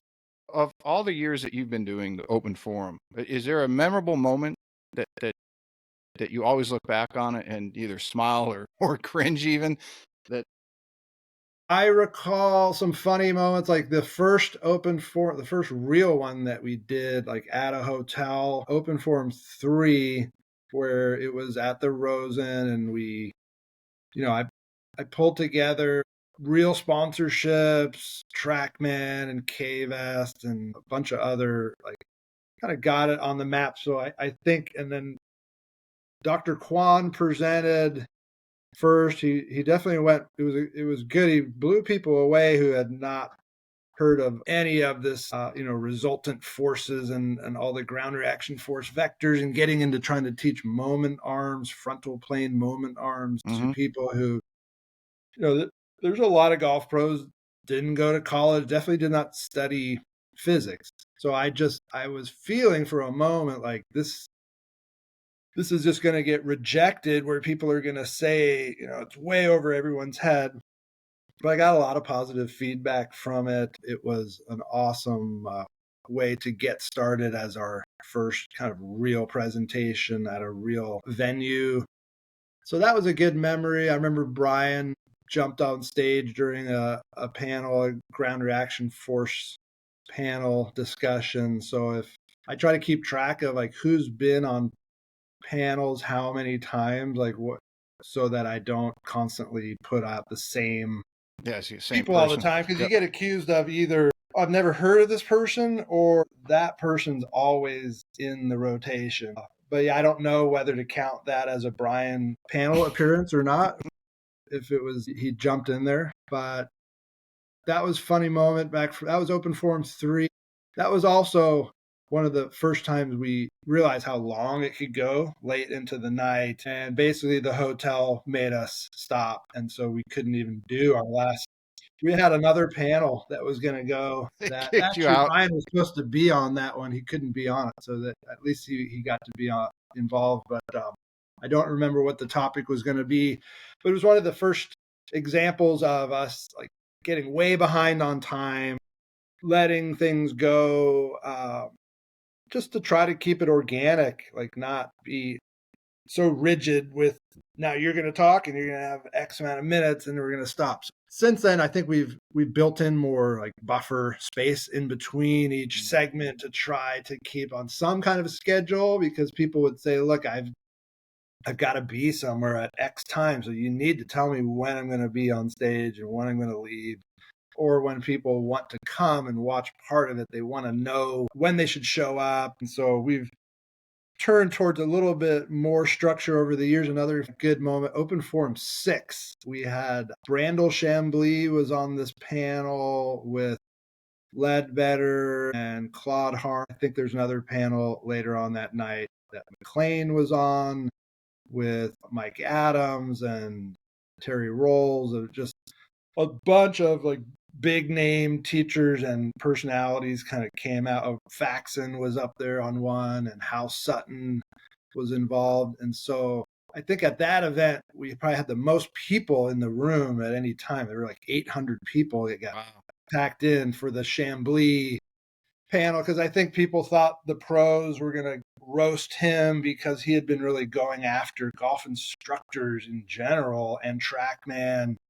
And he had a book out. So he kind of had, as a player, I'm sure there are a lot of tour players who think this way, which is there's no instructor who has the credentials that I have as a competitive golfer. So my opinion on how to play golf better is actually worth more than any of these teachers out here who make a living teaching. So that alone created a lot of potential conflict there, where you basically have one guy with the huge megaphone, Golf Channel show, kind of pounding on not just certain instruction concepts, but just of like instruction as a whole, like it was a joke and it's a waste of money for people and no one's getting any better with it. But he had like specific types of teaching that he would go after. Really anything golfing machine derived, like he definitely hated Stack and Tilt or anything that Tiger was doing with Sean Foley. Yes, he was very critical So back then. definitely. I don't know now whether any of those opinions have changed, but that was a memorable moment. The actual panel was pretty like softball, like no, it was an example of when people get into a room, if there's enough kind of nervous anticipation, everyone kind of just not chokes up, but like if you've seen a boxer and they can't let their hands go, like they just are feeling restricted. That's kind of how panels tend to go, unless a person It's like first tee unless their jitters. mind works in a different way. People are like, oh crap, now everyone's hanging on every word that I say. So I'm just going to be super careful and just say things people agree with. And it's going to be a nice, pleasant experience, which is not what the Open Forum is about. So when it gets into that, just everyone's saying something that is obvious, like try to get away from that, along with the storytelling. And so that Open Forum 6 had a lot of telling of stories, because if David Ledbetter starts telling a story about some tour pro, he knows everyone's going to listen. He knows a lot of people are there for that. Like a lot of the audience love that stuff. I personally don't. And so after that, it was like, okay, we kind of got a little bit more traction with the event and people know about it, got hundreds and hundreds of people to show up. And so let's go back more down to our roots with more like technical presentations, even like cutting down the amount of like general discussion in panels, like to try to direct things more and prevent people from just kind of passing around the mic to give platitudes and compliment each other. Yeah, I can see where that would become a issue. You almost have to schedule two competing theories as a debate within the show to kind of ramp it up a little bit. Not like you're not trying to get them to fight, but you're trying to take the mantra of the room or the overall energy of the room and going from very virtuous and congratulating everybody on their great theory to, okay, we're going to get a little heated in this one for the next hour. Yeah, I feel like I think it was Open Forum 7 that we had a debate. It was Andy Plummer kind of on the side of systems and methods, we'll say, like a teacher should have a structure, and the other side, I forget whether it was Sasha or Chris, kind of taking more still a systems kind of approach, but less of like that, more that you don't need to have a teaching system that can be documented in order to be an effective instructor. So they kind of nerded out on that topic for a while. I know that Trevor Immelman, not Mark Immelman, Masters champ, also a former student of Como, he was basically there saying, you guys are a bunch of dorks for having this debate at all.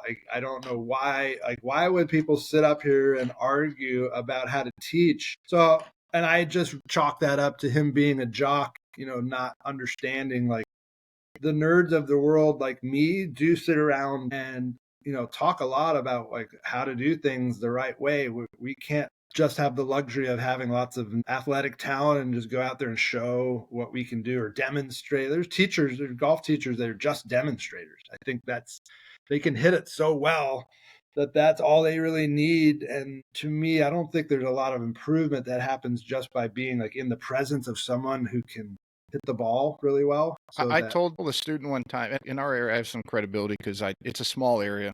I mean, the island has roughly 50,000 residents. It's a second home community, so they're in and out. And Bluffton, and there's like 150 golf courses or something like that. In the county, there's 50 some golf courses in Beaufort County, and I think 46 of them are in the southern half of the county. So on our side of the river, the Broad River, there's 40. This is all Hilton Head. Hilton Head and Bluffton is the mainland. So in our area, there's like 47 golf courses just in like a 30-mile ride. They're everywhere on both sides of the highway. But I had a student come out one time, and he was kind of knocking a coach he had worked with in another area, wasn't from here. And I said, well, you can't really do that. And he said, well, he didn't get to this level, and I'm trying to get to this level. I said, well, let me rephrase it to you in a way that would probably be more serious. I hope this never happens. But you wouldn't need your cancer surgeon to have had cancer to understand how to cure you, do you? Would you? You just need someone who's the best surgeon to get it out of you. And he thought for a moment and said, yeah, you're right. And I didn't say that to be right. I'm a cancer survivor myself, but I didn't go to somebody who had to have cancer. That wasn't one of the criteria on the list when I had it. It was who's the best that I can find in the world at what I have and can help me fix it or can fix it for me. So I use that with players who say, well, I'm not going to take a lesson from someone who can't beat me. Okay, well, you got some very good teachers out there who are not good players anymore, or they did not get to the PGA Tour. Obviously Butch, I think, won professionally. But you don't have to, especially in today's age of specialization. And it's getting younger and younger where these kids are getting better and better. So someone can't be a great teacher and a great player, or it's much, much harder now than it was, when I was coming up. Yeah, because now you could commit a lot earlier to being an instructor and never even have that stage of your career where you're kind of getting to like go play golf with members or be encouraged to be really good, because that was the primary driver of you getting booked for lessons, was like the impression that, oh man, this guy's really good, I should go get a lesson from that person. I think some of that used to exist. I think the internet has changed the whole way people choose an instructor. And I'm pretty tight with Alex Weber, he started Golf MDs, which is now Thrive Sports, but it was essentially like a directory of golf pros and a bunch of marketing services for pros to help them with scheduling and building their business. But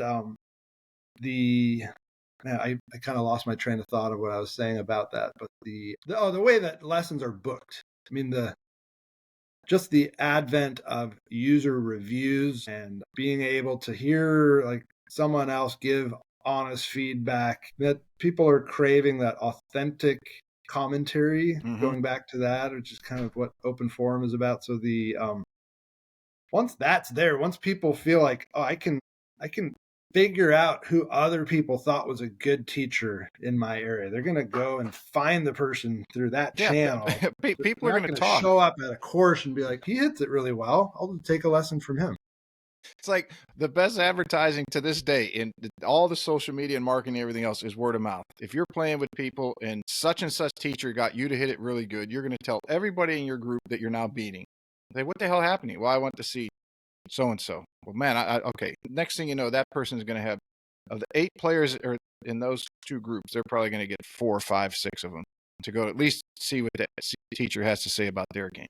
You cannot And they're beat word not of going mouth. to be like, well, how good are they? A +2 Mm-hmm. index teacher, or are they only like a 3 handicap? Because if they're not at least a +2, I don't want to take lessons from them. Not if people's self-interest will dominate any other thought process that they have. I was a very big student of Dr. Thomas Sowell, who's out by you, at the Hoover Institute, and Mm-hmm. I'll never forget the story he told. Now, I didn't attend his classes. I've listened to his lectures for years, so I remember a story he told. Obviously, when he was in the Marines in the 50s, I believe it was the 50s, early 60s, maybe. Where here he is, a black man in the South, and he was a very, very good photographer. And he had all of these good old boy Southern guys that were Marines, who at that time, this is civil rights era or just pre, and they're coming up to him asking him for help with their cameras and their photography stuff. And he said that's when he learned, people's self-interest will dominate any thought process that they have if it can benefit with what they want to do more so than something else. And golf instruction is no different. If someone really wants to get better, they're going to go find someone who can help them better. They don't care if that person can't break 90. If they can get them to break 70 or 100 or whatever they're trying to do, they're going to go to them, and they're going to go to them until they don't get better anymore. And then they got to find somebody else to help them improve for whatever reason. There's probably a segment of the lesson taking population that would say I wouldn't even go to someone unless they were playing at a certain level. So maybe it gets them there, but it doesn't keep them there. Mm-hmm. Like they're only going to keep coming back for results, as you said. Like that's the bottom line of what we all spend our money on, like getting, either because we think we'll make more money from it or we'll just get some more enjoyment from this that directly impacts us. It doesn't really give me enjoyment to watch my pro hit good shots. As you guys are obviously well out of if you look at the career cycle of a business or an entity, you're obviously you've gone out of the development or the idea phase. You worked into the beginning stage, and then you're in the growth, or depending on the life cycle of how long you guys want to do this. How do you and Mike and Chris sit there and figure out how do we continue to make this better? How do you determine improvements and what you're going to do for the next year, for planning for the next 3 years ahead? Yeah, I mean, some of the areas we're looking at right now are taking the time that we have and trying to reduce as much as we can, like the commercial aspect, which I need sponsor money to make the event just to cover the expenses. I mean, we make a little bit of money, but it's essentially a free event, or it's like a break-even event. So figuring out how do we talking to the sponsors, how do we craft the night so that there's less and less product updates or promotional type presentations where everyone wants to just leave the room, or worse, like stay in the back and talk during that segment. So like basically making higher percentage of the minutes that we have from start to finish to be value add where people are enjoying it. Also looking to do more in the media side of things, podcasters like you to be in the sponsor room for this next one coming up, where we want, the idea is if you're a podcaster at the open forum, you can see someone that you've always wanted to talk to and just quickly bring them over to do an interview. We want to continually find new voices also. Like, it's always a battle to reward, people have had a great career and a lot of achievements. They expect that if they call us and say they want to do something on there, that we will put them up. And we try to accommodate, but you do reach a limit there where you would only have repeating presenters if that is how you base how the content is going to be presented, that you would only have the same like 10 people or 20 people, which I'm sure there's people who will look at the program and say, I've heard that person, I try to avoid doing the same topic that we did in the last 2 years. So Open Forum 9, we're going to be doing Open Forum 11 next month. Number 9, when we came back after COVID, which I didn't know if we were ever going to do one again because we had 2 years off. I don't know when I'm promoting it whether people are going to be showing up to the PGA show or not. Like, a lot of people don't even go out to the show anymore. So it was pretty uncertain, but we did this big speed focus and we got a lot of cool interactions between, we had Martin Borgmeyer on a panel with Drew Cooper and Sasho. And who was the pro that you mentioned, who's the long drive guy's coach? Lee Cox? No, I'd love to have him. Bernie Najar. Yeah, Bernie, because Kyle is his student, and so we had him involved in that discussion. And so we did a lot of speed stuff at Open Forum 9. So I said, okay, next year, and it was a year of big speed impacting the PGA Tour. You had Bryson had probably the biggest transformation we've ever seen of any pro golfer, like with the whole body change and going from basically a short hit, like his normal driver swing 10, 12 years ago, he was hitting like 275, 280, and he always kind of had like another gear. But you had his story, which involved Chris. I don't know if Sasha was involved in that at all, but then Sasha had his whole deal with Matthew Fitzpatrick. And at the so Open, another, US Open, which is actually tied into Bryson's, because if you recall, Bryson won the US Open, and Fitzpatrick was the guy who said, you know what? Golf's not really about that. If I wanted to, I could hire a golf biomechanist and I could be fast, but that's not the road I want to go on. And then somehow between that, he actually does hire Sasha. He does go on to gain, I don't know what his driving distance increase was, but it was something like 25 or 30 yards increase. And then he wins the US Open, and then we have the Open Forum. So the timing was right for speed that year. But then last year, there was a whole lot of discussion leading up to the forum about short game and angle of attack questions that Joe was bringing up, which to me was kind of multifaceted, because I don't see it as just being about the angle of attack. I saw it as about like the different cues that he gives people to get that result creates different mechanics. And we get into talking about the arc height and like error minimization and what is like the actual ultimate goal. And then like we started, but there was that exchange with Ridyard talking about, you got to look at like the radius of the short game swing and how that could be influencing what people decide is the better approach. And maybe like the shallow approach is probably providing a more repeatable, like horizontal low point. But if your arc height is too low, you can still be chunking the ball. So someone whose arc height is kind of has more variability, maybe that's where having the low point more forward and more steep coming into the ball provides more forgiveness. So there was kind of this discussion we were able to have about short game. And so this year, I don't have the program ready right now, but I think we're going to be talking more about like full swing biomechanics concepts of different patterns that can work. Whereas, maybe there's been this mistaken belief that like when you look at the body in 3D and you look at the segments as though they're all like rotating on the same plane, Mm-hmm. where the pelvis and the trunk and the shoulders are actually all kind of operating on these different planes. And so I think a lot of the idea of there's this perfect kinematic sequence, first of all, like of peaking, the peaking orders. And I know Phil Cheatham has said like only 60% of the guys on tour actually like peak in that order. And I think there's probably been a general misunderstanding that we're talking about four circles that are like at the same inclination, and All moving different. and I think we'll get more into things like anytime that we've started analyzing movement, I think we start with looking at a simple model, viewing the body as being kind of something you could draw on a flat sheet of paper.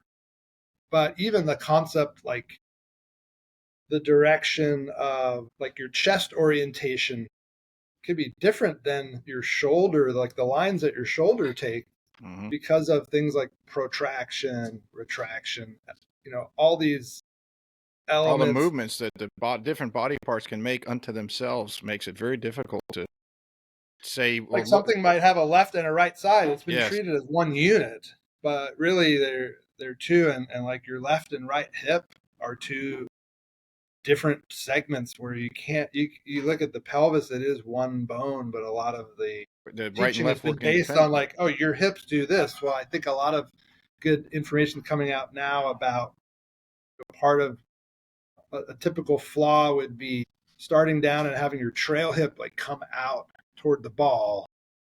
And so you're teaching someone not to do that, but then the lead hip can get deeper, and so the pelvis is still rotating. It's just not going into early extension, and you're like maintaining that depth.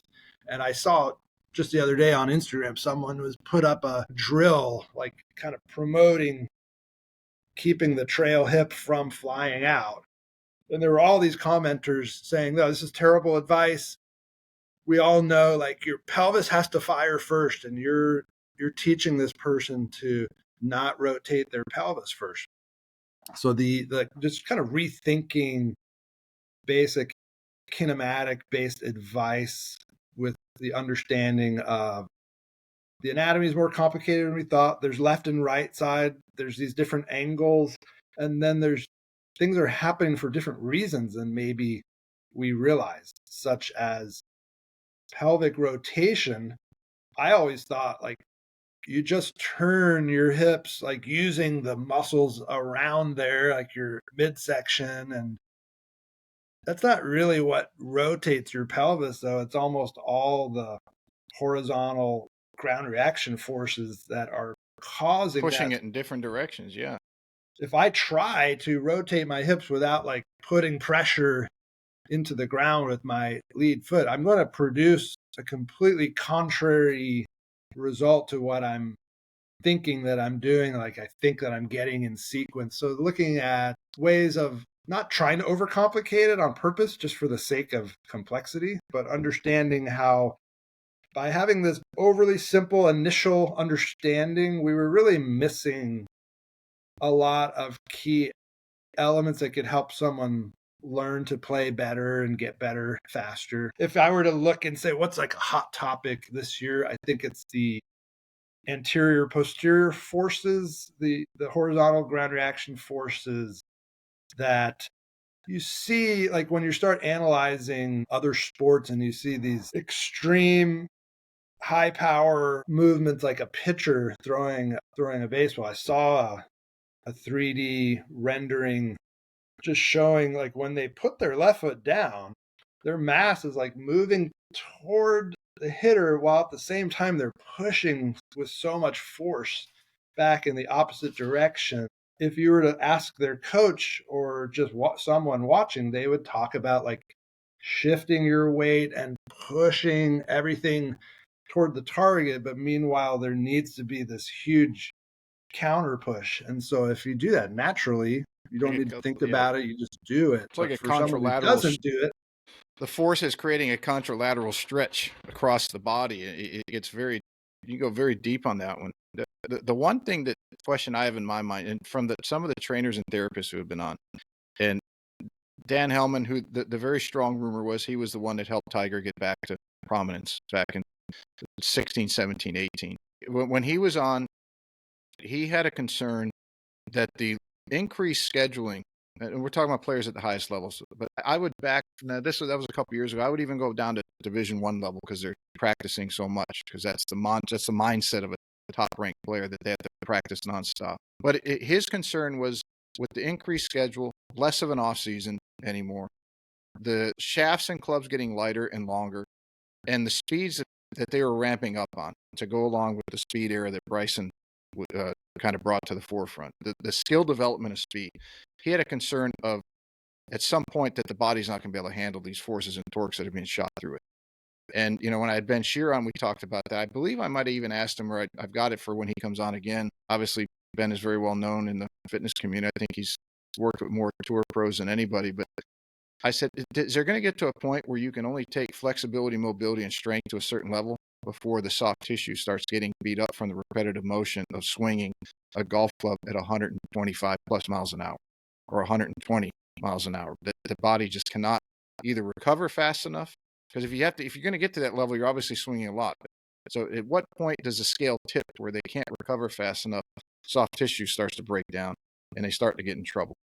So I just selfishly, or I'm not just be throwing it out to you as an idea, is a panel of various people that know the body and say, we're still dealing with speed. That's still a hot topic for a lot of the golfing world from all skill levels. It's like, where do we see a tipping point coming where the body is going to start suffering the consequences of the training to get more speed?